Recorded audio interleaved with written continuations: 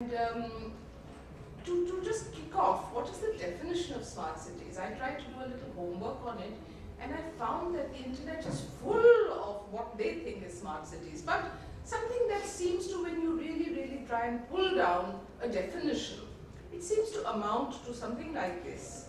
Smart cities use information and communication technology in a more intelligent and efficient way, resulting in cost and energy saving, improved service delivery, and a better quality of life and reduced environmental footprint. So these are 5, 6 things which are going on at the same time. Before I go to each one of you, I thought there's no harm in giving a little overview of what has been happening in the country. I think smart cities is a concept which India has embarked upon, but it has been embarked upon more in the new areas, not in existing cities. So that is why we are fortunate to have Mr. Srivastava with us, because he would be able to talk about an existing city, the capital city, and within that, a pristine part, that is NDMC. If anything is going to succeed, NDMC should be able to do it. It's a rich body, it's a small body, and it has a highly educated population. So I would say that is the ongoing city. The new city idea, I thought some things deserve to be mentioned, because I saw some articles written by Amitabh Kant, who is the Secretary Industrial Policy Promotion, and something that his additional secretary also followed up with giving some facts and figures. Excuse me if I read a few things, but they make sense as to why we are even talking about this. Well, he says almost 75% of the global economic production takes place in cities. We know that. This I did not know. Cities occupy 3% of the Earth's land surface, house half the human population, use 75% of the resources, and account for 2/3 of all the energy and greenhouse gas emissions. But it is not as though one should look down on the cities, because their contribution to GDP is overwhelmingly more than what the hinterland brings in. The GDPs of New York and Tokyo, in his article he says, are at par with India, not Delhi, India. Indian city figures in the top, Indian cities do not figure in the top 100 cities of the world. Mumbai ranks 114th and Delhi a dismal 214th from the top. The future of India's growth lies in its dynamism and vibrancy of its cities. In fact, I would put it more simply. I would say the wealth of a country lies in its cities. All the wealth generation is there.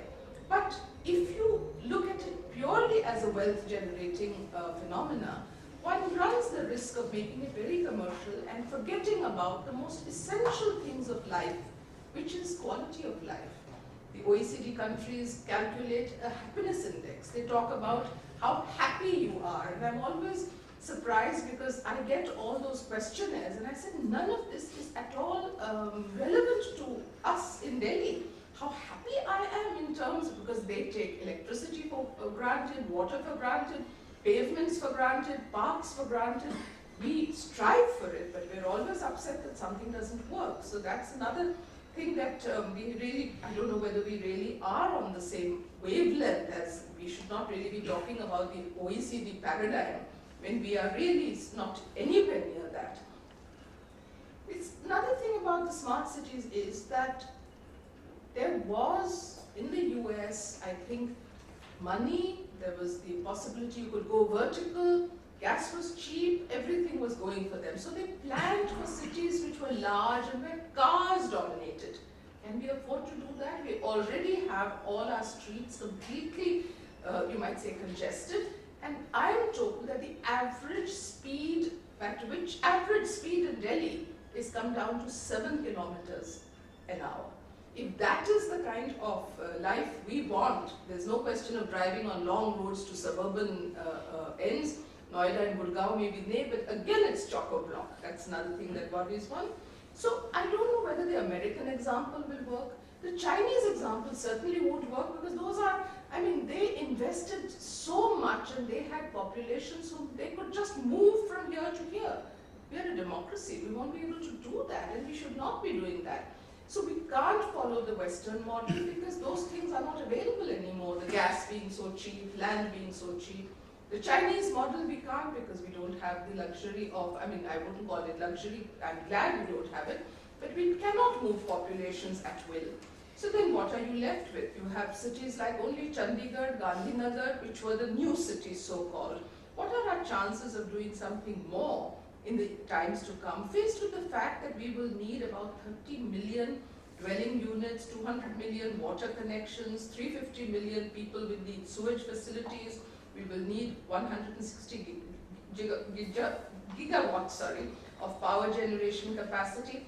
All these things along with pollution and all are looming ahead. Can we really say that all this we will brush aside, we are virgin land, we will do whatever we want? It's not that easy.